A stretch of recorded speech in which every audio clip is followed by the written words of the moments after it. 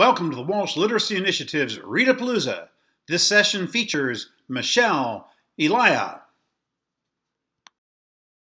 Hi, everybody. So glad to be here. And yes, I am a Walsh alum and really excited about the work that Walsh is using.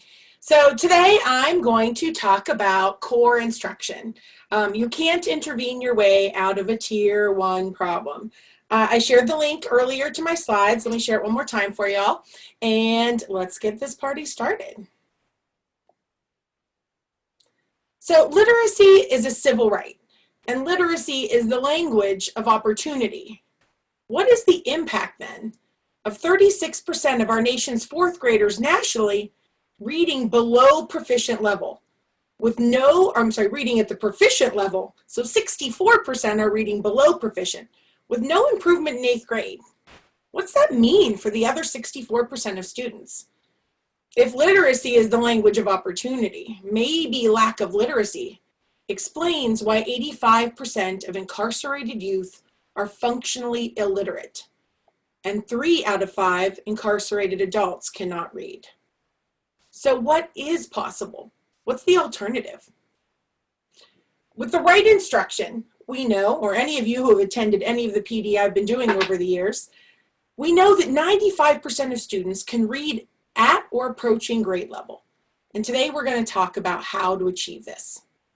The solution is not buying the perfect program. If one existed, we would all have it, and this literacy crisis would not be the topic of an entire conference.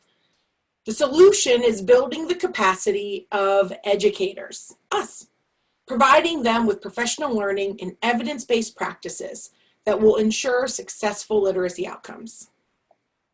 After all, fabulous, well-informed, well-supported teachers teach children to read. Armed with this powerful professional learning, like today, in the science of reading, and high-quality instructional materials, they can break through the plateau of stagnant and dismal reading data.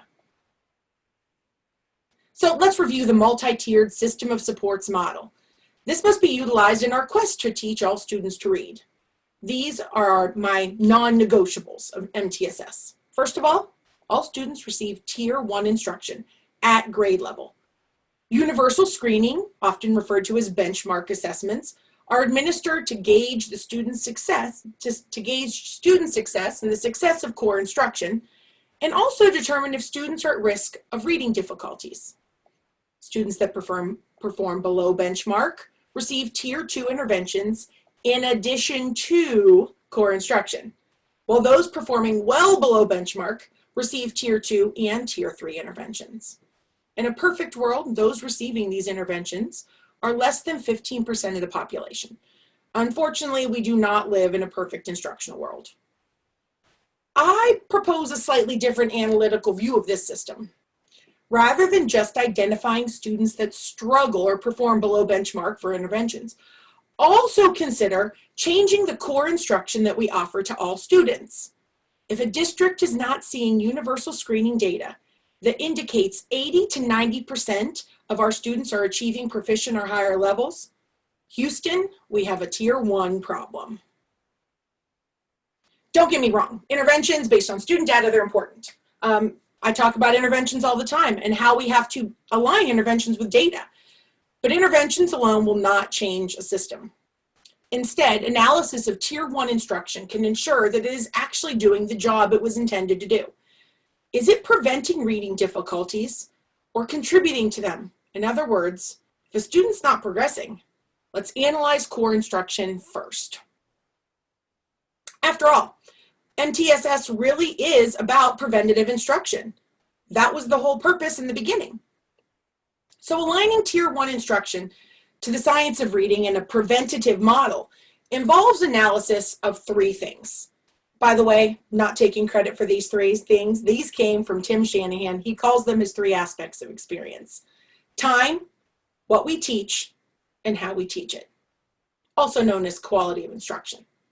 Let's start with time.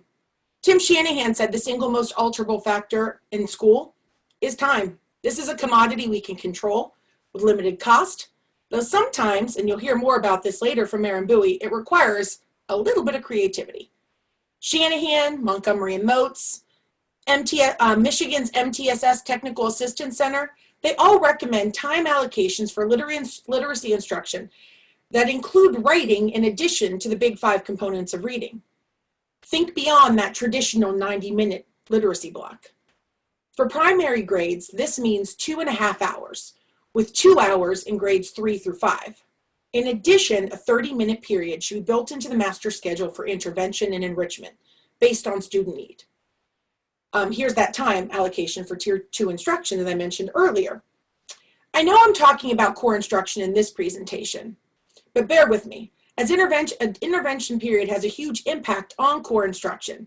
When we schedule an intervention period, we ensure no child is pulled out of core instruction to receive their interventions. After all, how are we going to close the gap for students when they're missing rigorous grade level instruction? More importantly, the literacy block needs to be scheduled, written down, and honored.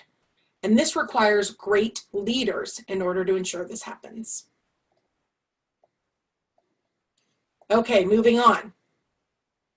Now, what is taught in that time also matters. I'm going to break this down into word recognition and language comprehension.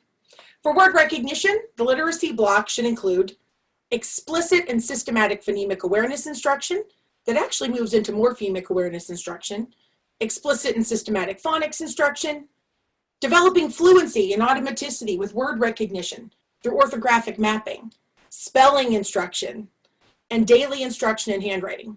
Handwriting is beneficial for word recognition, but we also know that automaticity with handwriting can be beneficial for demonstrating comprehension skills. The literacy block is not just about decoding instruction, as Carolyn mentioned earlier. It's also about language comprehension. So we want to make sure that our literacy block includes text sets that are selected to build background knowledge, explicit vocabulary instruction, explicit writing instruction connected to the content areas, read alouds daily of challenging texts, and students reading texts at grade level with scaffolded instructional supports. Daily discussion of these texts should also occur to build language comprehension, practice vocabulary, and connect to content area standards. Nani Lasso talks about this frequently. We need to have more student talk, not just teacher talk. So this graphic Carolyn shared earlier, it's an appendix from Ohio's plan to change literacy achievement, because core literacy instruction is not about balance. It's about a changing emphasis that varies based on grade level. This graphic originally came from Michigan's MTSS Technical Assistance Center, but you can access it also in Appendix F of Ohio's Plan to Raise Literacy Achievement. Last, we should consider quality of instruction.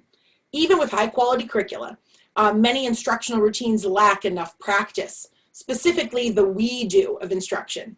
Channel your Anita Archer now when you think about we do it or guided practice. Anita Archer challenges us to not add more modeling or independent practice. Instead, she says, add more guided practice where we work with students. This requires teacher knowledge to add these multisensory experiences. Teachers also need a strong foundation in the science of reading and explicit instruction in order to add more examples, develop student-friendly definitions for explicit vocabulary instruction, and add opportunities for distributed and cumulative retrieval practice. Even the best instructional materials are lacking in this area. So to quote Louisa Moats, we need to help teachers be smarter than their programs. When it comes to core instruction interventions, the key is to start with us and the educational system. Truly Washington said, never assume that the problem is with the student. Assume the problem is with the instruction or the assessment until proven otherwise. But unfortunately, the biggest issue impacting the quality of instruction in Tier 1 is the gap. The gap between science-based ideas and practices and those most often used in our classrooms remain wide and persistent. So what can you do? Well, when we know better, we have to do better. That's our moral imperative, our obligation to students. Our students cannot advocate for their own evidence-based reading instruction, but we can. Speak out for the improvement of core instruction. And after all, you can't intervene your way out of a Tier 1 problem. Thanks a lot, everybody.